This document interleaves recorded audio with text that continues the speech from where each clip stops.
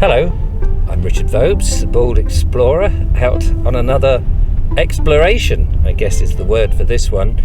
We are doing something slightly different today. We're doing a recce. We're videoing a recce of something we're going to go and video. Yeah, I know it sounds a bit weird. And sitting behind me is the lovely Julia. Hello, lovely Julia. And sitting adjacent to me, driving her wonderful car and navigating the narrow roads of Hampshire, is Liz Housden. Hello, Liz. Hello, Richard. And we are on a murky and rather autumnal day in Hampshire, searching out, if I just whiz the camera around, you can see the wonderful autumn colours.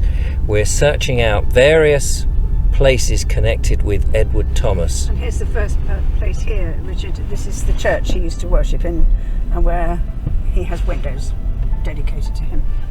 This is Steep, the village of Steep. Oh, we're in the village of Steep, yeah. Here's the All Saints Church Steep. Clearly, we're going to have to come back and do these properly, because I'd like to read some of the poems, once I've learned how to read poetry correctly, some of the poems of Edward Thomas, and visit some of the places, because he is a very important person, not only in literature, but in Hampshire, and in particular around the village of Steep and this neck of the woods.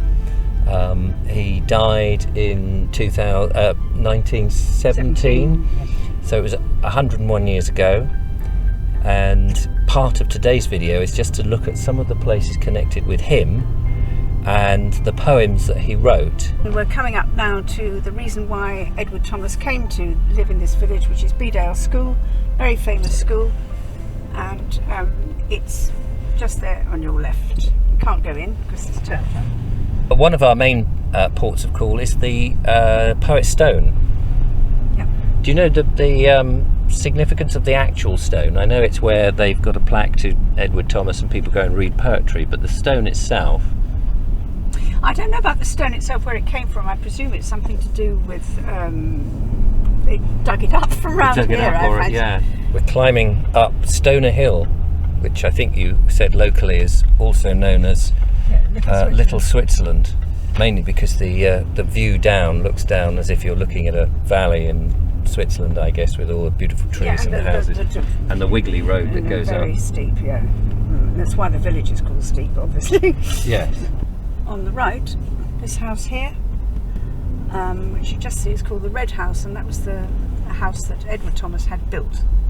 Oh, right. It's not, can't see. Can't really see because there's a hedge, unfortunately.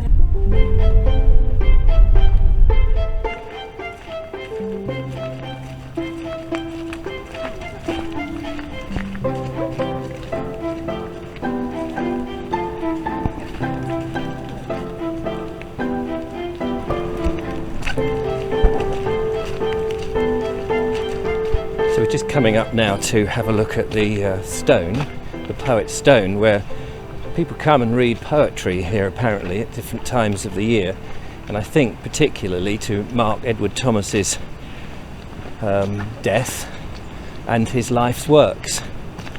And having been a poet who lived in this area and wrote particularly good verse, I think it's a very laudable thing to do. Beautiful woods. We've come at a fantastic time in terms of the time of year because of all the colours, but not brilliant because of the rain that's been plaguing us. However, the view. Oh, the view? The view. Which way is this looking? What direction? Yeah. Well, it's towards Petersfield, so it's going south. Right. South of here. How about that, ladies and gentlemen? This is the sort of countryside that would have inspired Edward Thomas then. Very much so. I mean, Shoulder of Mutton viewpoint. Is that what this is? That's what it says on the... Oh, right. Why shoulder of mutton? I think it must be the shape of the hill. I've never really thought about it like that. But I know that's what it's called. That's amazing. So we go down here. Oh, right. After you. Footpath, Hampshire County Council.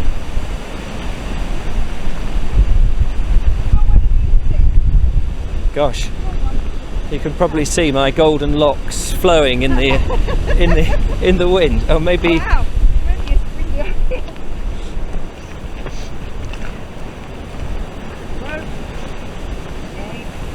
I can just see what I think is the stone ahead of us. Can you see it? No, I can't. Just beyond. Oh, if you come round here, you'll see. Oh, yeah, no, I can see that. I can see some very lovely trees in front of it too. Yes, a lot of beech trees. That's a very stony looking stone. It's a very solid looking stone. I wonder how long it's been here. Oh. We are being slightly blown away here.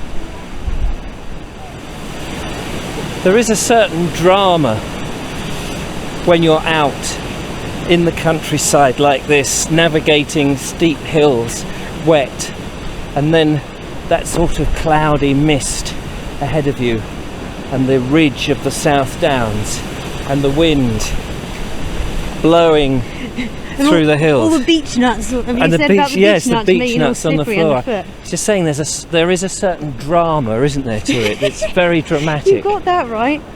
And then the view, the terrific, amazing view that reaches us as a result. Look at all the colours. I know I keep banging on about the colours of autumn lately, but you know, I mean, look at it. I know. Well, It's fantastic. I think it gets me every year, the colours, and then you sort of forget, Yeah. don't and then you? it catches Until you again. it catches you.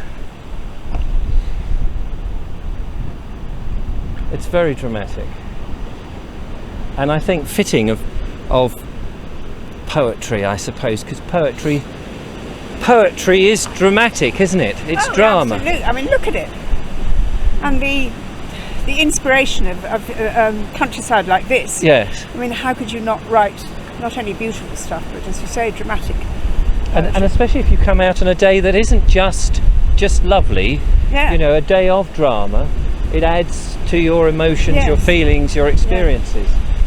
So in a way, although it was, you know, we shuddered at the thought of the weather, actually it adds to it. Yes, it does. I mean, everything about it. I mean, look at the clouds over there as well as the trees. I mean, it's just, and the darkness of the South Downs. I hope. Yes, you can see in the distance there the rain teeming down over the tops of the hills.